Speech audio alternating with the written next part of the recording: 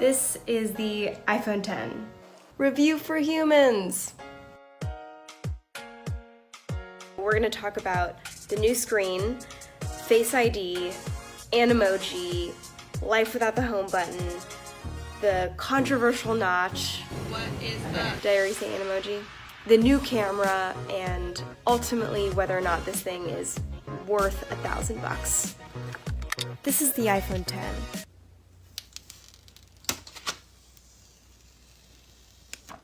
Apple calls it the future of the smartphone, and while that hyperbole is just Apple being Apple, there is one thing that's true: no more home button.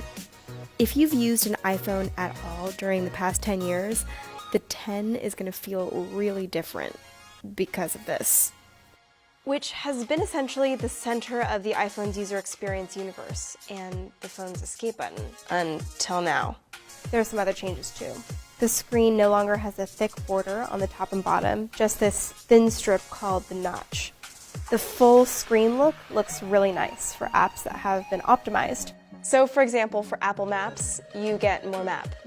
And for apps that haven't, like Apple's own Apple Store app, it just feels like using an older iPhone since thick bezels are slapped on the top and bottom. The display itself is also new. It's OLED instead of LCD, the main advantage of which is that it's super high contrast, so it's much easier to read text, watch videos, and just see the screen, much more so than the LCD display in the iPhone 8 or older. Ramen. And speaking of seeing, the day I got the device, my right eye was insanely swollen because I'm very allergic to mosquito bites, and one decided to bite my eye, I don't know. Anyways, it was kind of an amazing way to see if Face ID could keep up with my changing eye, and it definitely did. Face ID worked with sunglasses on and with my hair up, but I had a harder time when I was wearing sunglasses and my hair was up. It also definitely does not work while yawning, which is me literally every morning. That true depth front-facing camera isn't just for Face ID. It's for portrait mode for selfies too. And here's an example of how Apple sees it working in the wild. It's also used for Animojis, which are animated emojis that match your expression and have your voice. When my eye was swollen, so was my Animojis, because of my eye.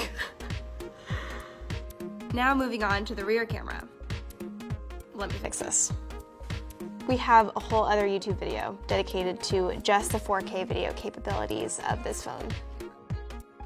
The camera is largely the same as it is on the 8 Pluses, but what is different is the telephoto lens on the 10 comes with an optical stabilizer. All of this means that when you take a zoomed in picture, especially at night, they turn out crisp and clear, not blurry. We compared the iPhone X to the Samsung Galaxy Note 8 and Pixel 2 XL, and what we found was that for daytime shooting, the iPhone X's footage tended to be overexposed, but the colors were much more vivid and warmer than its competitors. For nighttime shooting, the 2 XL's colors were much noisier, but brighter, and showed more detail, though the iPhone X had better focus.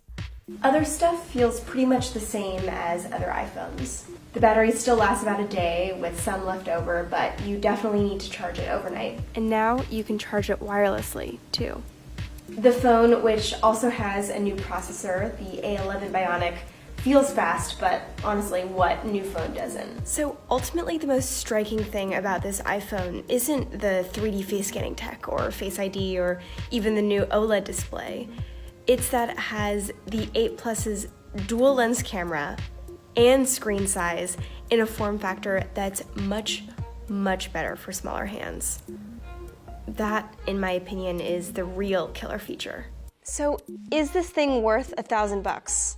Well, this is definitely for a power user and not a casual smartphoner. You should get this if you take photography and video pretty seriously, or are an early adopter who loves having the latest and greatest thing. And most importantly, you can afford to drop $1,000. You can read the full iPhone X review at BuzzFeed.com. Bye!